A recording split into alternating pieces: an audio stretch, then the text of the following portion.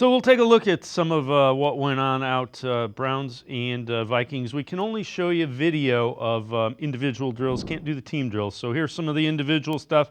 Deshaun Watson early on finds Amari Cooper, hit him right in stride. Also able to find Elijah Moore underneath. Again, good stuff. And then again, this time it's Jerry Jeudy who did a lot of work in the drills today for the first time, really extensive. Vikings quarterbacks warming up, and it was announced J.J. McCarthy, their rookie they took early in the first round, will miss the entire season with a torn meniscus, so that was repaired. Also, some news coming out from the team portions of it, and it was Deshaun Watson, 6 of 9 in the first 7-on-7 sessions. Again, most completions short, checkdowns over the middle. And this, again, is something we do not want to hear. Jordan Addison, really talented young wide receiver for Minnesota, left via cart. No word on that injury.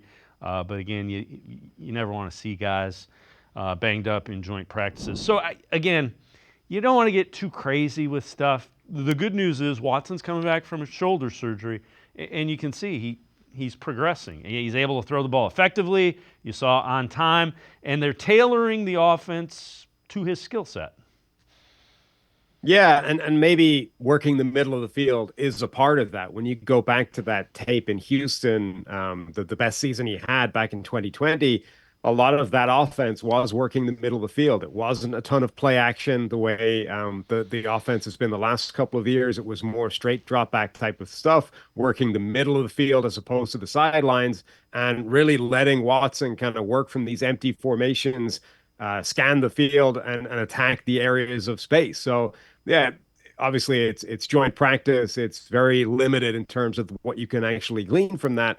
But a shift in that direction is tallying with tailoring an offense that would best suit what we've seen from Watson when he was playing his best football. You know, it's also interesting. It seems like a lot of the coaches prefer, at least maybe it's because Kevin Stefanski appears to, they prefer to do the work in joint practices relative to getting their starters work as opposed to preseason games. And I guess that's a good thing because my guess is that's the way it's going, especially if they expand to 18 regular season games. Yeah, coaches generally love those joint scrimmages. And it's because you can control the environment. Like preseason is a degree of control, but ultimately those guys are playing real football. They're tackling them all the way to the ground. You know, they're risking more than you need to risk. Whereas in joint practices, you know, both coaches can agree, okay, we're only going to go this hard. We're not going to tackle guys all the way to the ground. We're sort of theoretically going to reduce the risk of injuries while still get kind of live reps against a completely different opponent that isn't used to what you're doing. So it sort of brings a lot of the positives of game reps without necessarily 100% of the injury risk.